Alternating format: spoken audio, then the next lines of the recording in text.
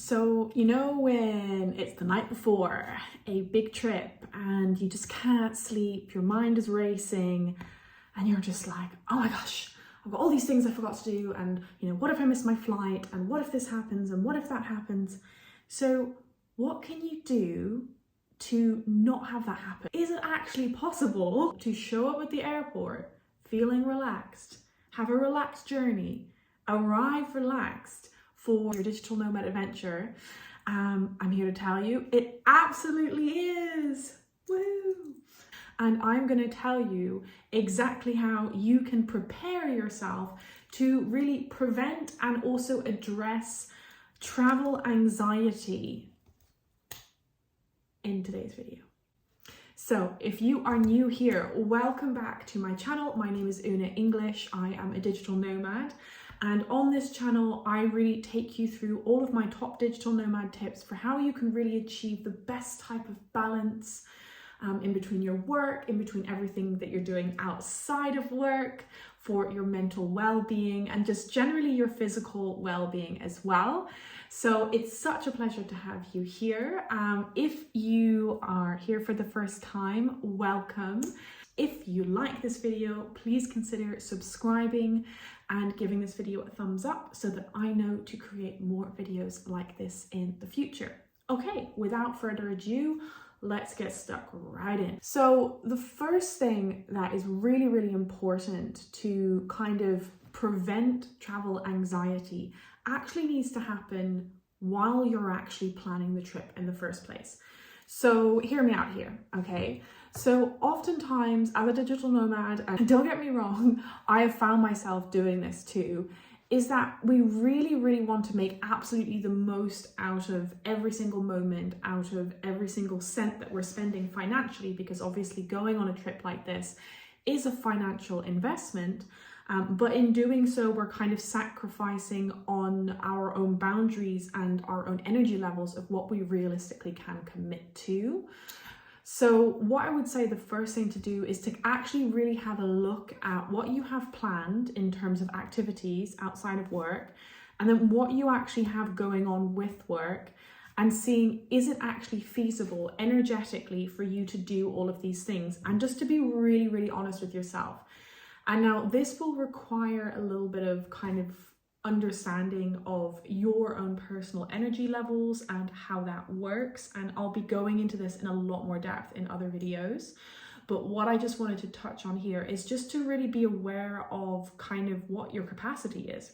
And I'll actually give you a really concrete example of something that I didn't really manage well. So as some of you know, I work as a coach, and I also work for an amazing American coaching company, and they were actually running a Black Friday discount week. And as a result, I was completely bombarded with calls, tons and tons of people who really wanted to join our mentorship program, which is a fantastic thing. However, I had also planned at exactly that same week to go on a trip to Sardinia with my friend. And so I was completely feeling burnt out that week because I planned this trip with my friend, and it also was the Black Friday week, which is maybe double the work that it normally is. Even though it's the same amount of hours, it's double the amount of energy. So what I really like to kind of bear in mind when planning trips is actually thinking, okay, what do I actually have going on work-wise? What do I actually have going on in terms of what I'd like to do outside of work? And do those things coexist? And then this is the key part, is really making those difficult decisions and saying, okay, if I have this goal in terms of, if you own your own business and if you have your own business goal, what can I really not do in my work if I want to prioritize the personal things? But also if you don't have your own business and you have a job, also being honest with what is realistic that I can do personally, and what really are my top priorities. And this is something that I've really been doing more and more with my trips, and it has helped me to really get a lot more out of my trips. So that's the first thing. Now, second thing in terms of planning is actually planning the journey itself. So a little kind of pro tip here, if you're working full time, I would highly recommend that if you're actually traveling, as in with your journey, that you travel on a weekend. And I know, you feel like, hey, I need to have completely free weekends and I want to make the most out of the weekend.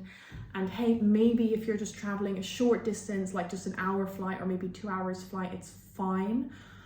But it's just a lot to, go to an airport, go through security, maybe go on one plane and then go on another plane. So even though logistically speaking, maybe the hours could potentially fit in, it's really important to remember how taxing a journey is and that you might need time to recover, to arrive, to unpack, to be, so that you're fully present for your work as well. So I always plan to travel on a weekend, and as a result, I hardly need to take any days off work that are not just holidays, holiday days. And this has really been a massive game changer for me. The other reason why is because often, especially after COVID, often things don't go to plan with travel, and it's not as effortless as it was. There are more barriers to go through. You have to have longer queues. So it's really important to kind of bear that in mind and to expect the unexpected when going through airports. Sometimes you might need to queue for an hour or even an hour and a half to go through security. So factor in that you're also going to be tired, maybe you've had less sleep, and that you'll need some time to build up that energy.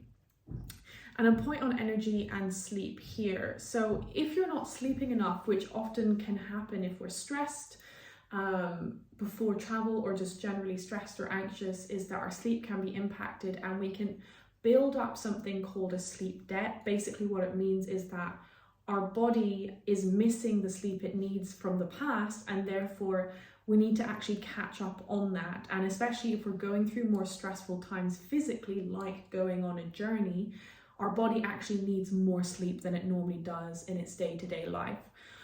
So I just wanted to kind of mention sleep very briefly here. Again, if you're interested in hearing more about sleep and my recommendations for example, how to deal with jet lag and things like that, just leave a comment and I can make a whole video on that.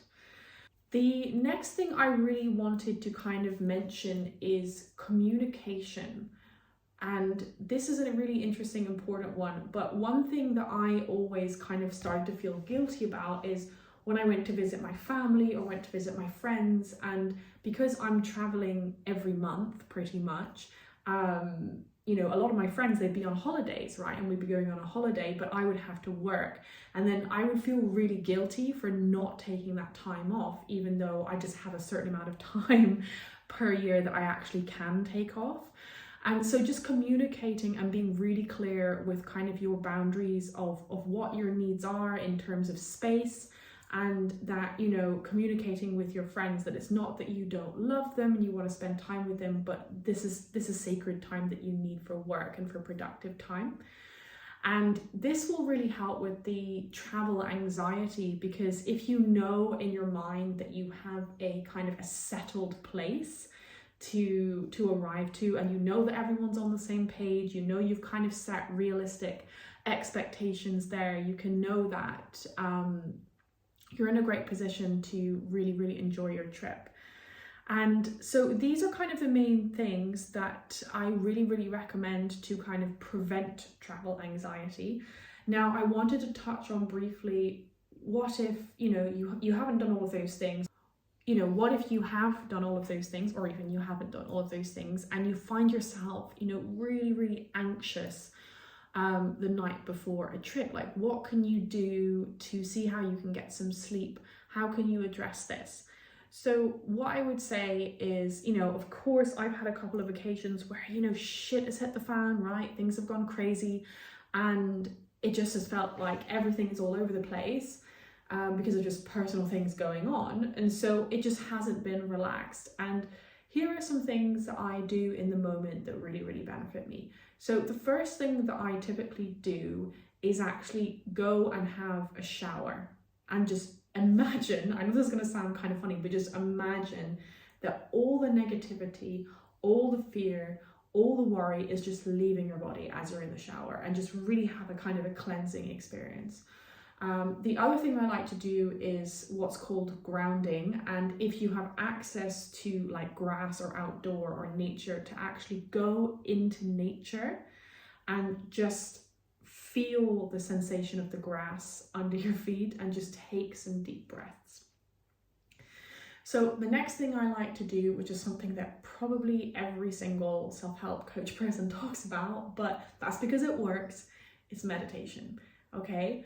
And so just to kind of do a very, very short meditation to calm yourself and to bring yourself into your body and bring that presence into your body. So I actually have 2 videos up on my channel already, one that really goes into relaxation and another one that goes into meditation. I'm actually going to link it here in case you're interested to kind of listen to that. But that is something that I would really, really recommend that you do in the moment. And the next thing I would recommend you do, so if say you're at an airport and things are going crazy and you're feeling really overwhelmed, so this is something that actually really happened to me last July. I was supposed to go visit my brother in Serbia and I planned to fly to Belgrade from Cork. I had it all planned out, but I had like 3 consecutive flights, one after the other, planned, and I got to Stansted Airport and then my connecting flight to Milan had actually been cancelled, and I was on the phone to I booked it with kiwi.com. I was on the phone to kiwi.com and I was like, what's going on? They were like, the flight hasn't been cancelled, and I could literally see on the board that it had been cancelled. I was saying, I'm pretty sure it's been cancelled, guys. And they were saying, hey, no, it hasn't been cancelled, we've had no notification. And so obviously they hadn't been updated or whatever. But I started to get so anxious because I spent 7 hours in this airport trying to get to Belgrade, and then they booked me on another flight, and then they never sent me the boarding pass, and all I really wanted to do was just see my brother. I hadn't seen him in months, and it was a really, really stressful experience because I was completely alone. And it was also a heat wave, so it was like 40 freaking degrees outside. And so in the airport, even though they had air conditioning, it was also like really, really sort of stuffy. There were so many people there. And so what I did, I came back to myself, and as I was kind of panicking, and I just said, okay, I'm going to go to the prayer room. So I went to the prayer room in the airport and I just meditated for 15 minutes. I did a little anxiety meditation, and that just brought me back to my body. And from there, I could make an informed decision. So that's what I would say is, if something really stressful with travel happens, just take a breather, give yourself 10 minutes so that you can make an informed decision about what to do about it. So those are my main tips of how to really address and prevent travel anxiety. I really, really hope this video was beneficial. If you enjoyed it, please give it a thumbs up, and please consider subscribing to my channel if you're a digital nomad or remote worker, or you're someone who just struggles with stress, anxiety, finding that balance and space in your life. And I look forward to seeing you in my next video, and have a wonderful day.